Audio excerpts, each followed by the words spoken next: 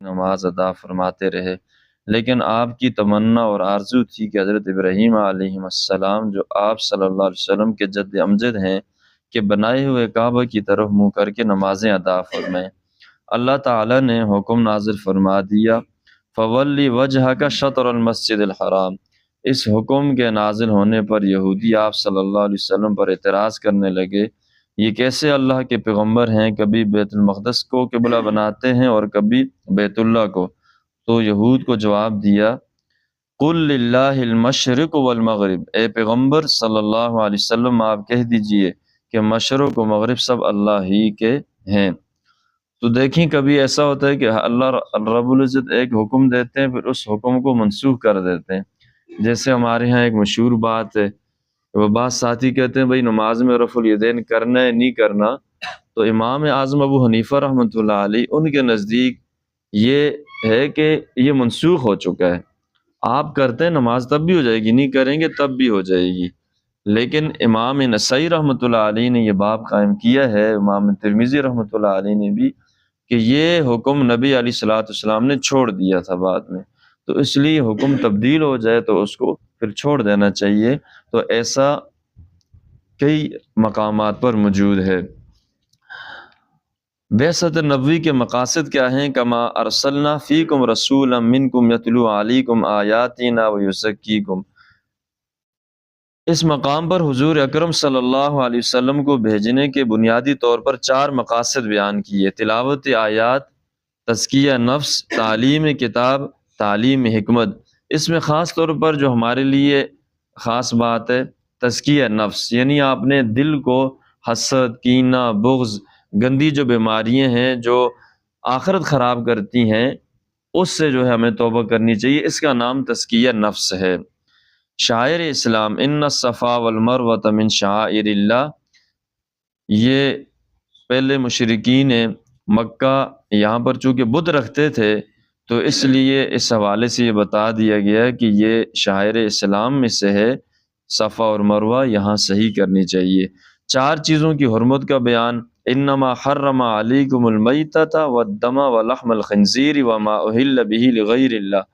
مشرکین نے مکہ نے اپنی طرف سے بعض چیزوں کو حلال کر دیا، بعض چیزوں کو حرام، تو اللہ رب العزت نے بتایا کہ 4 چیزیں جو ہے مردار، بہنے والا خون، خنزیر اور وہ جانور جس پر غیر اللہ کا نام لیا گیا ہو، یہ حرام ہے۔ قصاص لینے کا فائدہ، وَلَكُمْ فِي الْقِصَاصِ حَيَاتٌ يَا أُولِي الْأَلْبَابِ لَعَلَّكُمْ تَتَّقُونَ۔ اگر قصاص کے مسئلے پر عمل درآمد ہو تو اس میں قاتل اور مقتول دونوں کی زندگی ہے۔ وہ اس طرح کہ جب قاتل کو اپنی سزا کا یقین ہوگا کہ وہ قتل کرنے سے گریز کرے گا، یعنی جس کو پتہ ہے کہ میں قتل کروں گا تو مجھے بھی قتل کیا جائے گا، تو اس سے مقتول بھی بچ جائے گا اور قاتل بھی۔ وصیت کا حکم، کتب علیکم اذا حضر احدکم الموت ان ترک خیرا الوصیۃ للوالدین والاقربین بالمعروف حقا علی المتقین۔ 180 نمبر آیت میں یہ بتایا گیا کہ فوت ہونے والا اپنی وفات سے پہلے اپنے والدین اور دیگر رشتہ داروں کے لیے وصیت کرے کہ اس کی میراث سے کس کو کتنا حصہ ملنا ہے۔ اس آیت کے نزول سے پہلے ورثاء کے حصے متعین نہیں تھے، مرنے والے کا سارا ترکہ اس کے لڑکوں کو ملتا تھا۔ اس آیت میں والدین اور دوسرے رشتہ داروں کے لیے وصیت کرنے کا حکم دیا گیا ہے۔ پھر جب سورہ نساء میں اللہ تعالیٰ نے میراث میں تمام ورثاء کے حصے متعین فرما دیے تو اب اس آیت میں مذکورہ وصیت کی فرضیت باقی نہیں رہی۔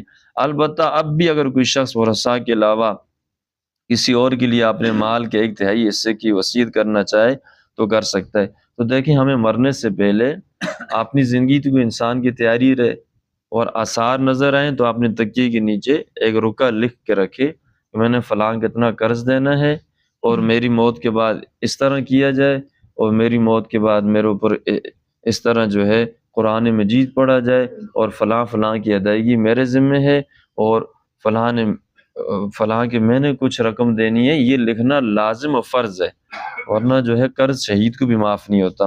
روزے کی فرضیت، یا ایھا الذین آمنوا کتب علیکم الصیام، تو یہاں پر جو ہے روزہ دین اسلام کی بنیادی ارکان میں سے ایک اہم رکن ہے۔ یہ ایسی عبادت ہے جو تمام شرائع سابقہ میں بھی مشروع رہی ہے، یعنی پہلی امتوں کے اندر بھی یہ تھی، صرف امت محمدیہ کے لیے خاص نہیں تھی، پہلی امتوں کے اندر بھی یہ سلسلہ جاری رہا ہے۔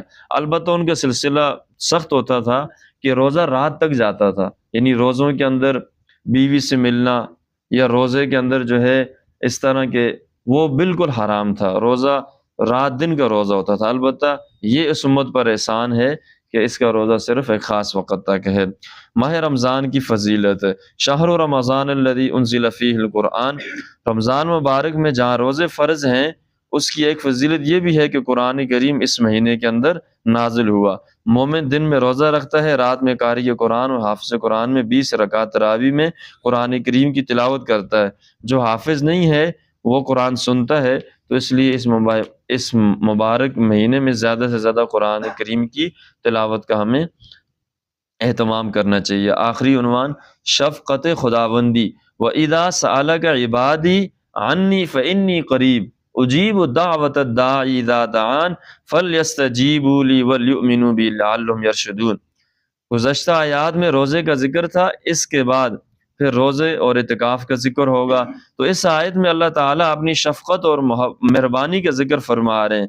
اے میرے بندو، میں نے تمہیں جو احکامات عطا فرمائے ان کی تعمیل کرنے میں تھوڑی بہت مشقت بھی محسوس ہوئی تو کوئی بات نہیں، میں تمہارے بہت ہی قریب ہوں، مجھ سے مانگو میں دعا قبول کرتا ہوں۔ اللہ تعالیٰ قریب ہیں، اس سے معلوم ہوا کہ دعا آہستہ مانگنی چاہیے۔ یہ بھی معلوم ہوا کہ اللہ تعالیٰ فقط عرش پر نہیں بلکہ ہر جگہ پر بلا مکان موجود ہیں۔ اس آیت سے اشارتاً معلوم ہو رہا ہے کہ روزے کے بعد خصوصاً افطار کے وقت دعا قبول ہوتی ہے، لہٰذا اس وقت دعا کا خوب اہتمام کرنا چاہیے۔